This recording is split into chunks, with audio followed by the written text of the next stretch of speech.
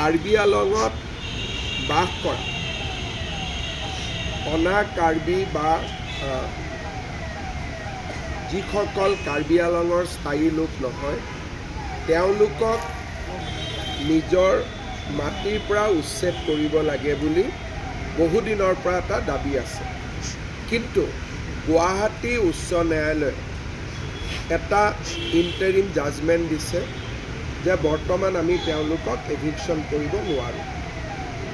কোৰ্টৰ এগেইনষ্টতকৈ eviction কৰাটো সম্ভৱ নহয়, কিন্তু স্বাভাৱিকভাৱে এছাম লোকে এইটো বিচাৰিছে যে ইমিডিয়েট এভিকশ্যন হ'ব লাগে। এই ক্ষেত্ৰত আমৰণ অনশন কৰি আছিলে। যেতিয়া স্বাস্থ্যৰ অৱনতি ঘটিলে আমি তেওঁলোকক গুৱাহাটী মেডিকেল কলেজলৈ লৈ আহিলোঁ। তাতে এটা বাতৰি কোনোবাই উলিয়াই দিলে যে আমি তেওঁলোকক গ্ৰেপ্তাৰ কৰিছোঁ। কোনো গ্ৰেপ্তাৰ কৰা হোৱা নাই, চিকিৎসাৰ কাৰণে অনা হৈছিল। DGP তাতে আছে, ময়ো সকলোৰে লগত কথা পাতি আছোঁ আৰু যিসকল মেডিকেলত আছিলে তেওঁলোক এতিয়া ঘৰলৈকে ঘূৰি যাব আৰু মই ভাবোঁ যে বিষয়টো আমি আলাপ আলোচনাৰ মাজেৰে আমি ইয়াক নিষ্পত্তি কৰিব পাৰিম। কাৰণ হাইকোৰ্টৰ ৰায় এটাৰ বিপক্ষে আমি কিবা এটা কৰিম বুলি ক'লেও কৰিব নোৱাৰোঁ, কিন্তু আমি একেলগে হাইকোৰ্টত কথাটো আলোচনা কৰিব পাৰোঁ বা এক্ৰছ দ্য টেবুল বহি আমি আলোচনাও কৰিব পাৰোঁ।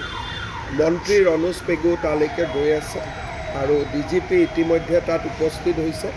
মই ভাবোঁ যে ঘটনাটো আমি নিয়ন্ত্ৰণত আনিব পাৰিম আৰু পৰৱৰ্তী সময়ত যিসকলে এইটো আন্দোলন কৰি আছে তেওঁলোকৰ লগত মই নিজেও কথা পাতিম। মোৰ বিশ্বাস আছে যে আমি সমস্যাটো আলাপ আলোচনাৰ মাজেৰে সমাধান কৰিব পাৰিম। তুলিৰাম ৰংহাঙৰ ঘৰ জ্বলাই দিছে। মই তাকে কৈছোঁ যে তুলিৰাম ৰংহাঙে নিজেও বিচাৰে যে আমি এভিকশ্যন কৰোঁ, কিন্তু হাইকোৰ্টৰ অৰ্ডাৰ হ'লেতো তুলিৰাম ৰংহাং নহয়, ময়ো কৰিব নোৱাৰোঁ। গতিকে যোনেই ঘৰ আক্ৰমণ কৰিছে বা থানাখনতো অলপ আক্ৰমণ কৰিব চেষ্টা কৰিছে, এইটোৱে সমাধান একো নানে।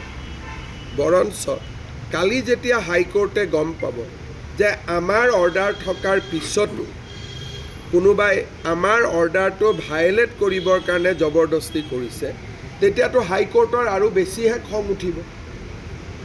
সাধাৰণতে হাইকোৰ্টে কেছ দিলে, কিবা অৰ্ডাৰ দিলে আমি কি কৰোঁ? হাইকোৰ্টলৈকে আহোঁ। হাইকোৰ্টে নামানিলে আমি সুপ্ৰিম কোৰ্টলৈকে যাওঁ। কিন্তু হাইকোৰ্টৰ অৰ্ডাৰ থকা বিষয় এটাত আমি যদি কাজিয়া পেচাল কৰোঁ তেতিয়া হাইকোৰ্টে আলোচনাৰ ৰাস্তাটোতো তাত প্ৰশ্নবোধক চিন আহিব। সেইকাৰণে মই ভাবোঁ যে যিসকলে এইটো কৰিছে তেওঁলোকে হয়তো কথাটো ভালকৈ বুজা নাই বা হাইকোৰ্টৰ জাজমেণ্টটো দেখা নাই। এতিয়া DGPয়ে তেওঁলোকৰ লগত কথা পাতি আছে, ময়ো কথা পাতি আছোঁ। মই ভাবোঁ যে ৰাতিৰ ভিতৰতে পৰিস্থিতি নিয়ন্ত্ৰণত আহি যাব।